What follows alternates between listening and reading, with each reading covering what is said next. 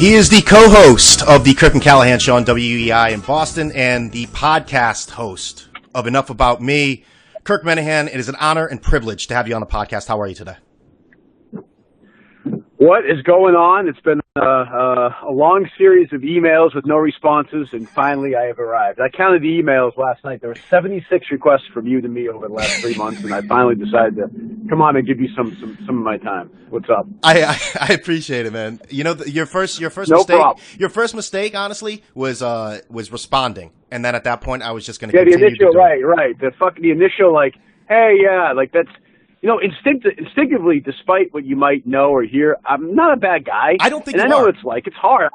I try and book these podcasts all the time, and it's a pain in the ass. So when somebody reaches out and seems, and you've had a lot of good people on, Right? And when you reached out, I was like, you know what, I should do it. My reaction was to do it, and then shit happens. You run into this and that. So. You know, yeah, I get. Who have you had on? Give me some of the names.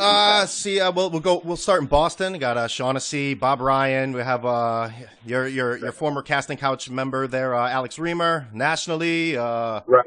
Frank DeFord, Steve Summers, Richard Deitch, Greg Right. Doyle. Lots of people. Perlman. Nobody any good. But Right, yeah, there's a lot of names that people know. None of them are entertaining. So I finally said, you know what? But I do get it. So you book this yourself. You do one a week? Yeah. I listen. If I'm feeling really ambitious, I'll do two. But yeah, mostly once a week. Yeah, well, it's not. I give you credit, man. It's not easy. After a while, you're fucking. Obviously, you reached out to me. You run out of guests. So I am here to answer any questions you have. Anything you'd like to ask, I am happy to answer. All right, so let's start here. A few months ago, you were on the Bill Simmons podcast, and now you're on the Red Ticket Blues podcast. Rank your level of excitement for both of them. Well, I hope the connection is better on this podcast than it was with Christ, Simmons. that was awful, man. I'm sorry. What the fuck? No, but it was funny. So I was driving that day, and I told Simmons, I was like, I'll do it from the studio, because I was going to be in the studio that day. And he's like, you know what? Don't worry about it. We'll do it at 12:30. Call from wherever. I hit a pothole right about where I am right now. I'm driving out of work right now. Blew it flat. Had to wait. Do all this thing. So I finally hustled. I found a spot, called Simmons. I sounded all right, I thought. And on his side, it sounded terrible. He's like, don't worry, we'll fix it. And I heard it. It was awful. But, like, level of excitement, I would have to say, I've done a few podcasts, but to be on the Red Ticket Blues podcast is really, that's when you kind of know you are starting to say yes to everything and that you've begun the slow decline to mediocrity. So I think to be able to recognize that is a talent. So I'm happy to say now, I think I've reached my peak, and now the slow descent to the world of I'll say yes to any fucking podcast you ask me to do. I think we've arrived now. I mean, in this week alone, I have done the Blind Mike podcast and Red Ticket Blues. What is next? What is there anything lower than this? There's probably got to be some sort of maybe like local church podcast you could do soon to maybe talk about the tenets of the Catholic Church, something like that. I mean, no shit, Jesus Christ. So let me ask you this. I go on iTunes, and there's like you said, you were on Blind Mike's podcast affiliated with WEI, and Kirk and Callahan, I see podcasts there. And you did a few Barstool ones. You did Bill Simmons. Why are you doing this now? Like, why are you coming on this podcast? Well, I mean, you asked. And, if somebody like... So I listened to a few, and I was like, you kind of know what you're doing. No problem. No shit. Hold on. You listened to a few of these podcasts? I did not. No, you're such a... See, I knew you're a liar. No. Do I really need to hear like another fucking Bob Ryan story about the Celtics in the '80s? Like, my life is too short. Yeah. But no, I appreciate the enthusiasm. You had a funny one the other day. You had a good sarcastic email, and I was like, you know what? I should do this. I can carve a half hour of my day to answer some questions. So I am again, I will say, very happy to do it. No problem. Where are you located? I'm originally from Connecticut, but I'm out here in California now. Right, I saw the phone number. So where are you in California? Northern California, right outside of Sacramento. I moved out here. I lived in Connecticut my whole life. Moved out here. My wife got a job, so it's a little different. But adapting. Yeah. Okay, but you still listen to pay attention to a lot of stuff. Oh, absolutely. I listen to you guys. I listen to WFAN all day. I mean, so this same old Northeast sports shit. So. Have you had Carlin, Maggie, or Bart on yet? I have had Carlin. Okay, I think you'll be co-hosting the podcast with you in about 3 months, given the ratings of that show. So that'll be good. Man, you're too fucking. Carlin is a nice guy. He's in a bad spot but you know what he is though. You know what Carlin is. I'm sure he's a very nice guy. I do feel like the times have changed in radio. And then when you sound like that on the air, like very Johnny radio, I myself, as a listener, I don't even hear the words they're saying. It sounds so wow, wow, like talk like you and I are talking. Right. Talk like I imagine Carlin talks off the like. I don't understand. I don't know. I mean, that show's obviously a disaster, and it's amazing to me how when you see these shows, I'm pretty good at predicting. It's one of my favorite things is predicting when a show is going to fail. I knew Mark Maloney was going to fail. I knew Mike Salk was going to fail. I knew that FAN show was going to fail. The first time I saw Greenberg, Rose, and Beadle, I was like, this thing is fucking dead. I'm always amazed at how easy it is to predict failure for something, and yet people spend their time and money putting these shows together. It's Partner worked because Kornheiser and Wilbon had chemistry. Like, John and Jerry had a great show. Jerry and I do well. We have chemistry. I think even Felger and Maserati have chemistry. I don't get why that's so hard to figure out. It doesn't matter how much you know about something. That's all. Who gives a shit? Can you talk? That kind of jumps in my first question here. Why do radio and TV networks push this shitty programming down our throats? Like, why do they continue to do this? It's a great question. I was watching some of Get Up today. Why? And it's so uncomfortable. And you can tell, well, I mean, I was on the air. Like, I'm watching it. Literally, I'm watching it, not listening to it.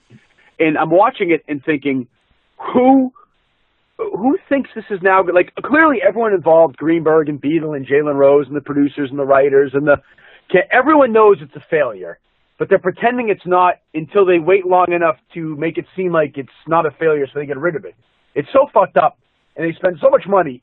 In radio, as these consultants who come in, like somebody came in, I work with these people, because remember now, the people who own FAN own us. Right. I know some of the people who got in a room, in Entercom, who got in a room and said, what would work? Chris Carlin, Maggie Gray, and Bart Scott. It has nothing to do with the fact, to me, it has nothing to do with the fact that they followed Francesa. That is a minimal reason why it didn't do well and an excuse. Honestly, I would have said, if it was my show the first day, somebody I liked, I would have said, listen, I can promise you this. We're not going to fucking fall asleep on the air. We're not going to be droning on and on about horse racing. We're not going to be boring. We're going to be awake, alive. We're going to fight with each other. We're going to debate. There's going to be more than one voice in the room. This is going to be totally different than Mike Francesa's shitty fucking show. It said they came on, they're like, yeah, we owe him everything. He's the Godfather. I'm listening, I'm thinking, well, if he's so great, why am I going to listen to you fucking assholes? Like, what's going on? Let's jump back to ESPN for a second. You're talking about how awful Get Up is. I look at ESPN sometimes kind of like the Catholic Church to a certain point where they just move people around. They don't have to actually do their job or even do it correctly. Totally. They just move them around and expect the same results. But the question is, why does ESPN do that? They don't get the ratings. I mean, why do they continue? Is this just for like woke points on the internet from Deitch and Bruce Arthur? Yes, that's part of it, and part of it is, I think, political. Their ideology. But I say this all the time. Like, the show that's going to replace Get Up is going to be, or whatever, the one in the afternoon now, High Noon, when that fails. Yeah. Will be Michelle Beadle and Katie Nolan. And then they'll move Bomani Jones to the Morning Sports Center, and they'll put him with, whoever, somebody else with Michael Smith or something. And It's like, they just constantly juggle it, put it together, shake it up, and pick two names out of the hat and just put them together when none of them have ever drawn a rating in their life. Ever. And okay, like, I get it, like, people who draw ratings are assholes and hot takers and flamethrowers, bullshit. All I know is when you go to dinner with your buddies, you're talking to them or whatever, this guy cuts me off. Are any of them talking about this boring shit that they talk about on ESPN? Absolutely not. For the life of me, I'll never understand it. We were talking about this today, Jerry and I, on the air. If you had to figure out what the yearly budget is for on-air talent at ESPN, I'm guessing it's over $100 million. Honestly, Get Up, if you believe what these people write, is $15 million. That's insane. It's insane. Crazy. But your show with Jerry, you guys actually get ratings, and you have made it quite clear you don't want to talk about sports. You don't like talking about sports. Like, do you have to have this? Well, that's a little bit of. Go ahead. Right. No, sorry, but that's a little. Here's what I'd say. That's a little bit of mythology that I have definitely drummed up. If it's the best story, I am very happy to talk about it. I have no problem talking about if it's the best story. If it's not the best story, if it's in fact the sixth best story, or it's boring, and there are 3 or 4 other stories I like more, why does the audience want to hear me talk about something I don't want to talk about? I've never understood that. So if the best story of the day is, pick whatever. If Trump. the best story of the day is Trump or the Globe, something happens with the Globe, or, somebody else, like the morning Matt Lauer broke for me too, we were on the air. Is that a better story, Matt Lauer, and you read the details, the sordid details, and the cover-up in NBC, and our passion, and our discussion, and disagreements maybe within it? Is that a better story than recapping a 7-2 Red Sox win? I'm going to say yes every single time, and I think as we move away from what was considered good sports talk radio, I think we understand that. And I say it all the time. Our show is not a sports talk show. We're on a sports station. Right. Jerry's got a long history in sports. I have a history in sports. We're happy to talk about it. We're good at it. But if it's not the best story, I'm not going to be bored doing something. I think that's a disservice to Jerry, to me, to the producers, to the station, to the listeners, to the advertisers. I'm not doing it.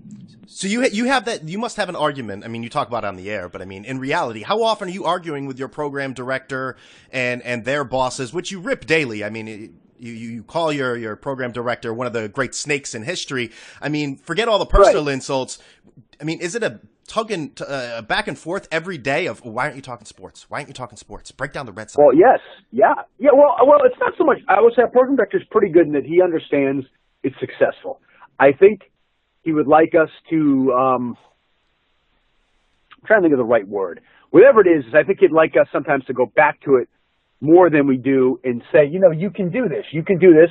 And the reality is, if we started tomorrow just talking sports, our listeners would go away, and then our program director would say, your ratings are down. Why didn't you guys do what you did before? It works. So then we'd do that. And then they'd say, well, some advertiser doesn't like this. You can't win.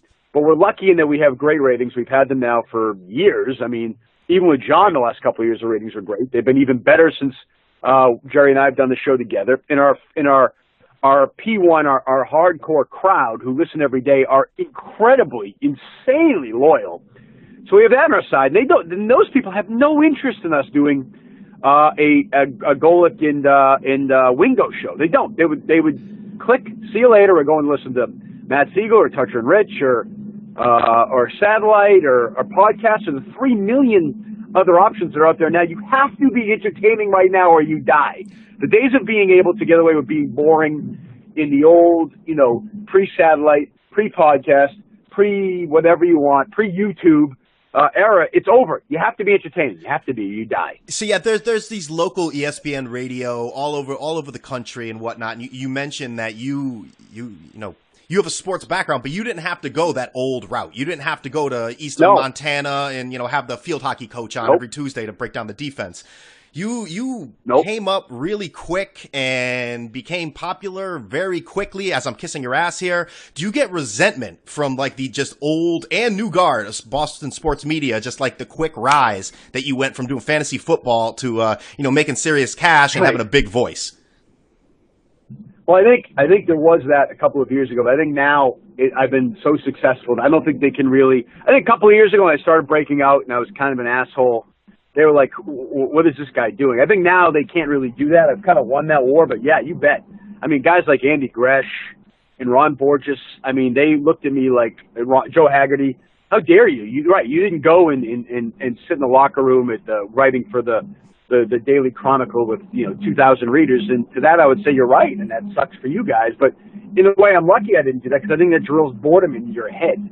I grew up listening to Howard Stern and Mike and the Mad Dog and John and Jerry and The Big Show, and I knew within those shows what was good and what wasn't. I had a good ear for it, and I worked at this. I also have been doing it now for 10 years. It's not like I just started doing it. Did a lot of weekends and a lot of fill-in stuff for years, and waited for my turn, and when I got my turn, I waited, and then I knew what I wanted to do.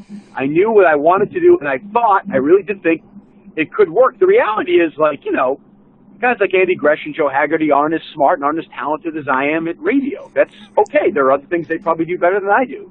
But for what we do, I've been more successful at it than they have, and I've been as successful in this market in the last half decade as anybody. So, that may change tomorrow. People may stop listening tomorrow, for all I know. But right now, for right now, it's working. So the old guard that may have given you shit in the past, I had one of those individuals on the podcast, that being Dan Shaughnessy, and a lot of times that's brought up is the Kirk and Callahan show fake? Is it real? I asked Shaughnessy, I said, listen, is the Kirk Minihane, shtick where he's angry and everything, is that real, or is that just for the show? Because you've been on his podcast, you guys go back and forth, and he rips you. And I asked him, and I'll play it. This is about 20 seconds here. I asked him, this was his good. I want to hear it. Yeah. Purposes.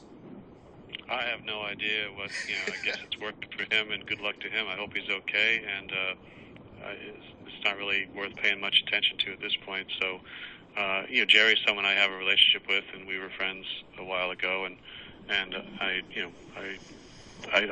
wish those guys luck. I just wish they'd lighten up a little bit, and I'm not sure what drives the media on media crime. I guess that sort of sells or whatever, but there's certainly a lot of it. So what do you think about that? The idea that, I don't know. I mean, I know Dan is a different guy. He's from an older school. I mean, what is your relationship with Dan Shaughnessy? I'm rambling here. No, that's okay. I'd say it's a complicated. When was that? That was about a year ago. Yeah, so we've had ups and downs even since then. I will say that Dan was one of, when my folks passed, he wrote me a really nice note. That meant a lot, and I told him that, and we had a nice conversation. But then he does these sort of things. Dan wants it both ways. He'll take these passive-aggressive shots at social media and then act like, when Aaron Andrews happened or when the stuff with Fourier happened, and act like, I don't know, I didn't mean that. But to act like media crime is not, like, he doesn't like it, is not true. And he acts like he doesn't know why it works is not true. If it's done well, people love to hear it. I enjoy it. I don't...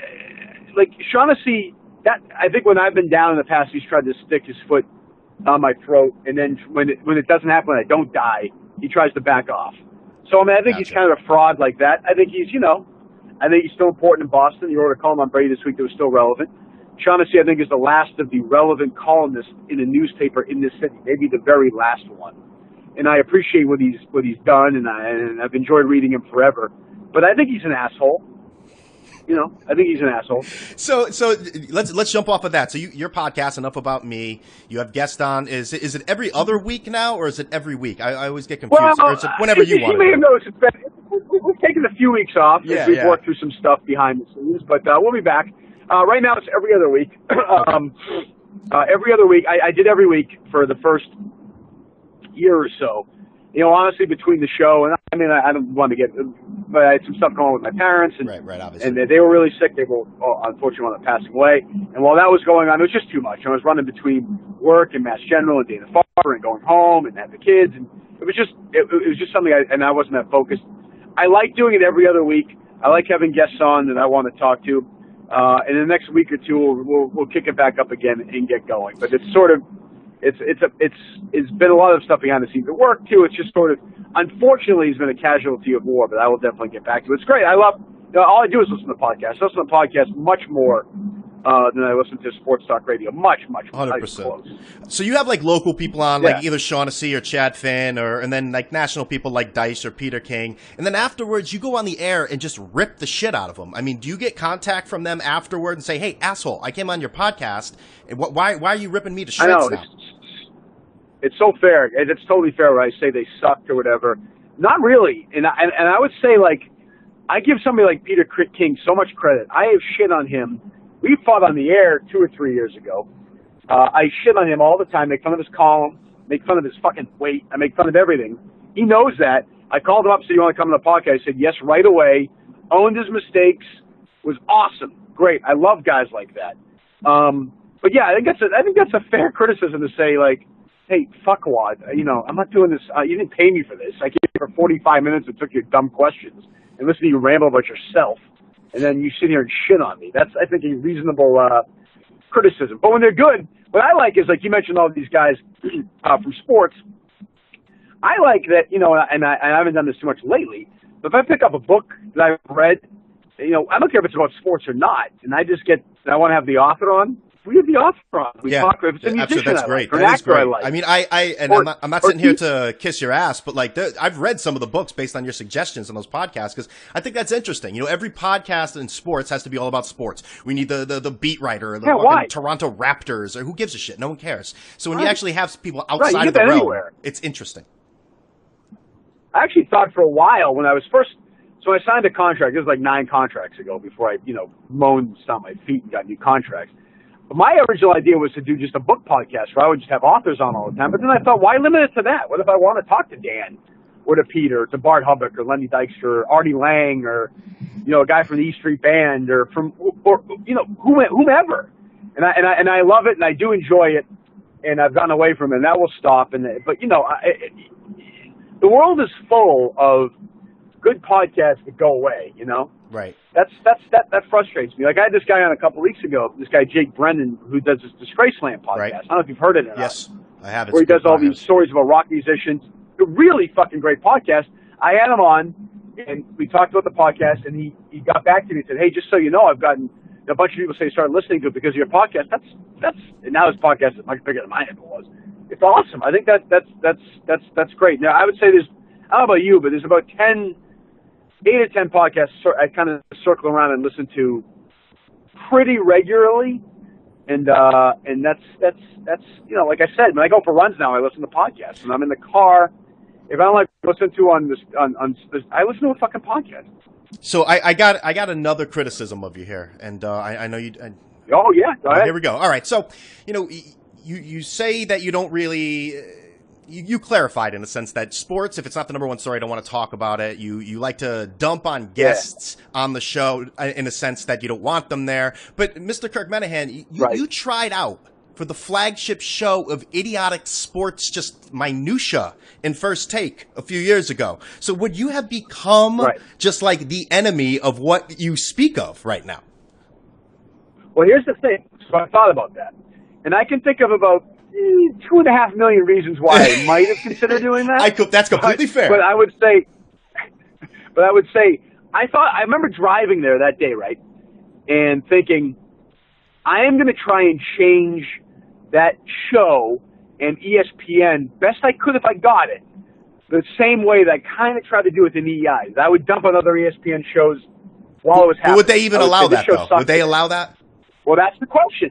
And I would say, I would try and so when First Take ends at the end of the day, or Get Up, it just ends. Like, they're done. We'll come back tomorrow and do the same shit. The thing I like about our show is that it's sort of a drama in that you say, okay, well, gee, I can't wait for tomorrow because this question's still lingering. How about this? How is he going to feel about this? Are they going to respond to this? Where ESPN, I don't feel that's the case. I feel like I said, the show's over. Close the book. We're done. See you tomorrow. Okay. I thought it'd be interesting to get some drama within that. Boy, how about the ratings for this show? Jesus, boy, really? They're going to get rid of Greenberg? What does Golick think of that? Why has he been quiet? Why did Stephen A. do this? I heard Tony and Mike are mad at each other about this. You never hear that about ESPN. And we know. I have read stories about this. I have made a lot of money off this on the air. I have a podcast. I know. We break down segment by segment in radio. I know if you do a good, gossipy segment that you care about, people are going to listen to it every single time. Every single time. So let me ask you here, completely removed from First Take, which, like you said, I mean, what they do is they open up a Jordan LeBron debate or, the Mount Rushmore bullshit, and then they just start it again the next day, like as if it was never even talked about before. It's ridiculous. But moving away from that, I mean, you talked about how Mike and the Mad Dog were a huge influence on you. I mean, they're not exactly what you and Jerry do, but they're not First Take. They're not strictly sports. Do you think Francesa made a mistake coming back? Well, I mean, I think he was probably bored. I think he realized, well, I like doing this. It's hard. It's not that hard. And I'm getting paid a lot of money. And now I'm sitting around. I have young kids. So I'm sitting around all day. I have young kids. Until they're home from school, you got nothing to do. But just probably sitting around all day saying, you know what? No one is paying attention to me anymore. But I'll also say this. Like, he came back, and the first day or two, there was some attention. I haven't heard Francesa's name mentioned in the last month. Like, I will he's say come back and made his big comeback. His buzz has kind of gotten a little bigger just because he's gone on Twitter, but I think it's the same sort of process. The fact that his first few days on Twitter got a lot of reaction. Now it's just an old guy tweeting about, as if he's you see, Mike uses Twitter as if he's on the radio in the sense that he's the only one that has the information because he's mired in like 1980 where, oh yeah, guess what? The game's rained out. It's like, yeah, but we just heard from 17 beat writers that the game's rained out, Mike. You don't need to tweet that out. So it's kind of, the luster is kind of being lost there. So. I did know this, by the way. I elected not to follow you. I did notice you don't follow me on Twitter. That's powerful. That's absolutely okay. That's absolutely not true. I have two accounts. One for the podcast, which I don't know if I follow you there, but my personal account, Brian Buck 13, I do follow you. So you've even said that you're getting bored of Twitter. Anyways. That's a must do. I what? You even said you're getting bored of Twitter, anyways. You're not as engaged anymore. Aren't you? I mean, aren't you to some extent like? Aren't you kind of like? Okay, here we go. Big story of the day. All right, everyone weighs in. There's the fucking picture of Jordan crying. All right. And then, okay, let's get this person fired. Okay, they're not fired. Okay, this guy, sarcastic thing about how much this guy is great or how much he sucks. And like, I like when news breaks. It's awesome as a newsbreaker. I am getting more and more tired of Twitter in terms of like, it's bled into now it's sort of got a lot of the Facebook stuff where I don't give a fuck about some of the stuff. I don't. It's predictably exhausting, is what it is. It's predictably exhausting. Yes, right. But yet I'm on it all day. So yeah, same here. I know I'm a complete hypocrite. So let's wrap it up. Getting back to Boston and the media there. So Boston has this reputation of being this hard place to play as an athlete, and they're ruthless and bloodthirsty. When did the Boston media go so soft? Is it the social media like we were just talking about Twitter, where everyone loves each other and are all fanboys, or is it also the winning too? It's not even so much that they love each other. Okay, here's what happened. Is on Twitter, there's this thing called mentions. And when you hit the mentions, there are times where somebody says you're a fucking asshole, or you're a sexist, or you're a homophobe, or you're whatever, and you can ignore it and know it's not true and mock it and laugh at it, or you can let it bleed into you and ruin you and check it while you're on the air and worry and then change the conversation because 3 people tweeted you said something that might get you in trouble and you get nervous and you get away from it. That has happened. That has ruined some sports talk show hosts. Ruined them. It has also ruined, I think, I'm also lucky that I got in later. I think that group of guys younger than me who are in their 30s and 20s, they've been raised on social media. They have no fucking chance. They were born with no fucking guts at all. Win the day. Like you say, win the day. This is everything. That is win the day Twitter town. Yeah, like, right, the Bruce Arthur world where it's like, oh, why can't you just appreciate this? Why do you have to? Well, because we're fucking people. We're guys. We fucking shit on people. That's what we do. I never sit around my friends and say, you know what? Can we just for a moment appreciate what LeBron James has meant to us? Like, my friend would be like, yes. What the fuck are you talking about? Yeah, right. I mean, that's not. Now, do I appreciate that LeBron James is a great basketball player? Or Mariano Rivera was great? Or Justin Thomas is great? Or whoever the fuck, Katie Ledecky is great? Sure, I do. But that's not what you do. That's not what people do. And it's all social media to me is so pretend that you look at it and you're like, okay. And then I get it. You care more that I do that this guy died. You care more that I do that on this day this thing happened. You win. You fucking win. Happy birthday to so and so. Right. Yeah. 30 years ago today. Like, right. Got it. Awesome. When something will happen today, Twitter will be awesome. Whatever it is, and Twitter is incredible. Like, whatever. If something is happening in sports while you're watching something else, and it's great. You go right to it, or news breaks. Incredible. As a talk show host, I can't believe. I know Craig Mustard does a weekend show with EEI. Has been there for like 3,000 years. Is not on Twitter. Is proud about it. If our program director, my talk show host, said he's not on Twitter, I'd say you're fucking fired. Get out of here. I bet you that's part of the stipulation for Francesa coming back. I bet you they made him get on Twitter and say, "Hey, listen, asshole, you're going to come here. You're going to take half your salary. We're going to shorten the show, and you're going to go on social media whether you like it or not." Well, I know that's true. I know the social media part of it's true. I know that for a fact. And you can't. I'm on the air now, and I'm on Twitter at the same time. And I'm not staring at it while I'm talking. But you check it every couple minutes. Now, your producers obviously are on Twitter as well. But you're checking just in case something massive happens. I mean, I can't imagine, I think Craig Mustard reads the newspaper that morning and goes to work. Meanwhile, the world might have ended overnight. And you're sitting there saying, hey, You think Eduardo Rodriguez is ready to step up? You know, it's like it's fucking insane. So on your show, I mean, you guys don't do that, obviously. I mean, that's what makes you guys great. Do you and Jerry? I mean, Jerry probably more so, but both of you get on your knees every day and pray to God that Donald Trump is president for content purposes on your show? Yes. I mean, I was a fool. Well, I didn't vote for him because I have a daughter, and I could not look at my daughter and vote and be consistent about Me Too, sexual harassment stuff, and vote for Trump. But I will say, like, you know, from an entertainment perspective, is the greatest gift in talk show, sports talk, political talk, guy talk, whatever, cable news. The greatest gift in history. I think he's individually kept the newspaper business as alive as it can be. I think it would be totally dead right now if he didn't exist. You see cable ratings are through the roof. Our ratings have gone up since he was elected. You know, hits on these websites, it's yes. And just when you think you have Trump fatigue, just when you think of like a break from the guy, something happens like this week where you're like, this guy is the fucking gift that will never, ever, ever stop giving. I think I'm convinced he's going to divorce his wife and try and marry his daughter. You know, it never ends with him. Ever. He's kind of like Francesa in a way. I think he kind of got bored. He gets bored in a sense and has to just do something. Yes. Has to say something. So you bring up Trump all the time. I am fascinated. Oh, one thing on Francesa I forgot. There is an age, and I don't know what that age is, where when you're on Twitter, you don't know how to do it. I don't know if it's 58, 56, 62, 54, where you just don't understand. Obviously, you see it with Ryan.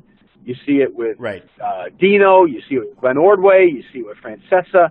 I don't know what it is. Now, Trump doesn't really have that fault, like, to his credit, I guess. No, he's much more hip with it. Age thing where you're sort of like, Francesa will be like, it'll be like, you know, bad weekend of the football season. Like week 2, bad weekend of NFL games. Week 3's got to be better. Like it's just like that was no pointless. Shelf life, means nothing. It's not interesting. Why did you waste your time writing it, my time reading it?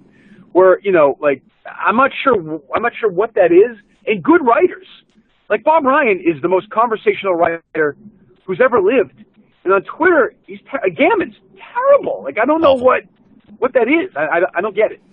Yeah, Mike sometimes too. You know, he says pointless tweets like that, and he's also walking a thin line on the Jimmy the Greek moments at times. So I think Mike should maybe put down the glasses of wine. I think at times, maybe late on a Saturday night. Oh, racially? I don't follow him. Like not racially, like what? Not racially, but like he says things with the Trump angle, and maybe I'm just becoming that desensitized, not desensitized, I guess I should say, where you know any mention of Trump is controversial. Maybe I'm overstating it, but sometimes I think he's not, I don't mean racially, but just sort of he's walking a tightrope. We'll put it that way. When you say I listen to Mike and the Mad Dog a lot and Stern a lot, what I got from Mike and the Mad Dog, first of all, was the conversational aspect, and secondly was they would do it a lot when they get away from the non-sports and they complain about their hotel rooms and the bust on the producer, the program director, and Mike and Chris would go back and forth, and you know Mad Dog would say something funny, Mike. That was my favorite Mike and the Mad Dog stuff. Right. That's the stuff that I love most about that show. And they could do sports all day, but when they were in Indianapolis arguing about hotel rooms, right? You know, you didn't hear that anywhere else for me, but Imus and Stern. And I do think Francesa learned a lot, good and bad, I guess, from Imus. I think he was a huge influence on what Mike the good says it all the time. I'm talking about Imus from 25 years ago. You know, there's no doubt. Like, it's easy to bag on Imus. Towards the end, Imus sucked, and the Rutgers stuff was obviously stupid. But when Imus had Breen on and Bernie on, and when I was listening to it in the late 80s or early 90s, it was a good show. Great show. You know, it got obviously ridiculous at the end, but it was a good show for a long time. So you have a good show right now. It's June 2018. You are getting it. Like I said, we'll kind of go where we started. You know, you get into arguments with the program director, whatever it may be. Do they ever say, does your agent ever say, Kirk, bring it down a notch or you're going to get fired. You are going to lose this job. Sure. Most Americans don't make what you make. Like, does this happen all the time? All the time's a lot, but there are days where that happens and I get irrational. And I know that there'll be other jobs waiting. There'll be no other job. I don't see you at Barstool, man. I don't see you at Barstool, honestly. It just you. I don't. Look, I love Dave and everything, and I love the guys there. I think if Barstool if I got fired from EEI, I want to work at EEI for the next 10 years. That's where I want to be. 10 more years, 12 more years, I'll be done. But if I got fired tomorrow and they said you're never coming back and Barstool called me, I think you're thinking of me in like the Saturdays are for the boys thing. I would, again, within Barstool, I'd like to be the guy who shits on other people at Barstool.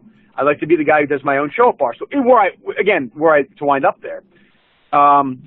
But, you know, I'll never make as much money anywhere as I'm making right now. And I'll never have as much fun as I'm having right now because I love Jerry and I love, as much as I make fun of him, Ken and Chris. And by and large, even now, they leave us alone. There are days where I get into these fights with management and they will kind of say to me in a nice way, like, why don't you just kind of relax? Like, I get that we love that you're passionate about the show. We love that you care. But does everything have to be a war? Right. And I guess the answer to that is probably no. Probably the right answer to that is no. And there should be some perspective gain. But I still get so mad when I hear, I mind a show, I honestly don't mind if a show sucks. I mind when the show sucks and people don't care about putting a shitty show on and sort of fucking the rest of the day and the rest of the station. I do get, as close as I can get to offended, I get offended by that. Because when you're doing that, you're saying to everyone else, fuck you, we don't care, go listen to something else. And, you know, pick a time of day, whatever it is, if it's during the afternoon show, and they do that, the people are driving home, have another station on when they turn the car, put the car on the next morning. That seems old-fashioned and simplistic, but it's true. It does matter. But yeah, I mean, you know, in 2000, we don't have time to get into this whole thing. I'm happy to come back on some other time if you want me. Awesome. But in 2018, the world we live in now is it. No matter what you say, someone's going to be offended, and if that somebody offended cares enough to try and get you in trouble, they can get you into some level of trouble. That's the world we live in right now. It's a crazy time where everybody, like I said earlier, and I've said this before, like where it's like, okay, Roseanne tweeted out something stupid. She definitely tweeted out something stupid. Let's get her fired. And then the other side says, wait a minute, that's bullshit. Samantha Bee said this, let's get her fired. Then the other side says, well, wait a minute, that's not fair. Let's get this person fired. Let's get Rush Limbaugh fired. Let's get Kirk Minihane fired. Let's get the Red Ticket Blues gone. Let's get Mike Francesa. Let's get fucking Anderson Cooper fired. And to the point where you are left with Mike Greenberg and, you know, fucking whoever. Katie Nolan, Jamel Hill, and Molly Knight, all the fucking, you know, the usual suspects. Right, where nobody listens to them, but let's get them fired too. And that's a scary time. But you know what's funny is I was just in a meeting with corporate lawyers, actually, that's why I was late. And I said to them, a couple months ago, I just kind of said, it doesn't matter. I'm just gonna be myself, and if people are offended by it, they're offended by it. And if somebody wants to take something out of context and email 47 advertisers, they're gonna do it no matter what. If they hate you, they hate you. There's nothing you can do to reason with these people, and I don't want to. I really don't want to. I want to do the show the way I do it. It's been, I think, incredibly successful. As successful right now as any local radio show in America. There must be a reason for that, you know? Absolutely. Real quick, I know you got to run. I have three real quick questions for you. Ready? Go ahead. All right. Now, you talk about you were younger, you were out in L.A. Trying to be a screenwriter when you were... I saw that. Yeah, good. So, you know, somebody asked the question, and I don't know if it's overstated on your show or not, but here's the question. How much did you spend on drugs in one night in L.A.? What's the most? Well, I think the question was, because I was tagged as the most money I ever spent on cocaine in a night. I didn't want to actually straight up say that, but... I can't answer that question definitively. I don't know that. First of all, you know, it's funny. They always joke about being rich. I took no money from my parents back then. If you saw where I lived in L.A., and at some point I'm going to get a couple of guys that live within L.A. and do an L.A. Years podcast. I lived on a couch for a while with four other guys in the village, which was hell on earth, no air conditioning, like 140 degrees. And then when a couple of them moved out, I moved into a room, and there's one of those where I had literally had nothing but the mattress, you know, like just something on the floor. Right. And I would never change the sheets. The place was a fucking pigsty. But yeah, to give you a dollar total, put it this way, it was three figures would have been more money than I had at that time. My checking account at times, sometimes I'd have less than $100. Yeah, so you're no Rockefeller out there, understood. No. There's some other questions that people ask that I'm not exactly sure if these stories are legit or not, so I'm not going to ask them. But I got my own questions here. If you could choose one person to have on the podcast, who would it be? You know, just anybody. Just you come here, forget your feelings. I want you here. He was born on September 23rd, 1949 in New Jersey. Bruce Frederick I know who it is. That's what I want to have. That is who I want to have on first, second, third. And by the way, are you a fan or no? I'll tell you this. I was just talking to somebody the other day. I'm 37 years old and is finally listening to the Bruce channel on Sirius. I'm starting to get into him outside of just the hits. I'm actually starting to get it now. Right. What's funny about Bruce is he's actually sort of a boring interview topic. Mark Maron had him on. Actually did the best job I've ever heard anybody do with Bruce. I was running, and I ran faster that day and angry. I was so fucking upset that somebody got to interview Bruce Springsteen like that. I was mad. It would be Bruce. It would have to be Bruce. Second, probably Bird, I guess. I'd say probably Bird would be second. Not Jemele Hill? That's a good, excellent, very good. Yes. Good job by you. Thank you. I appreciate that. And last thing, who is the biggest pansy athlete in the history of Boston sports? I think we're watching it right now. I mean, pansy, I don't know about that word, but I would say the softest athlete I've lived in Boston for 38 of my 43 years, is David Price. I have never seen anyone treated like this. He's coddled by the media. Mild carpal tunnel syndrome. Social media, he blocks everybody. He's a child. It's going to end poorly. I honestly don't think there's another candidate. I think we're seeing somebody blow it away by far. You can follow him on Twitter at Kirk Min. Again, Kirk and Callahan and the podcast Enough About Me. Kirk, thanks for coming on the podcast. Anytime, buddy. I'll talk to you soon.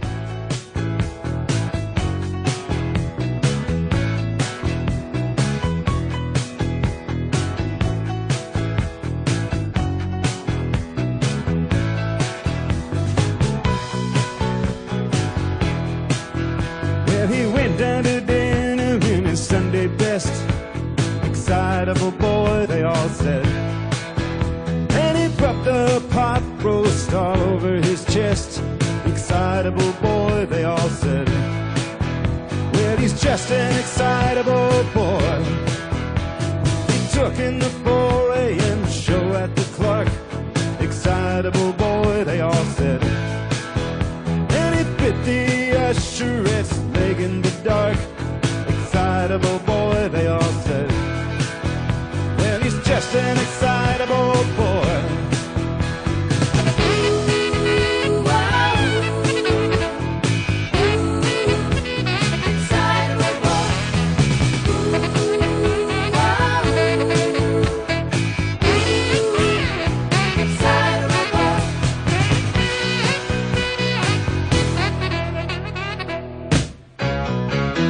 Took little Susie to the junior prom.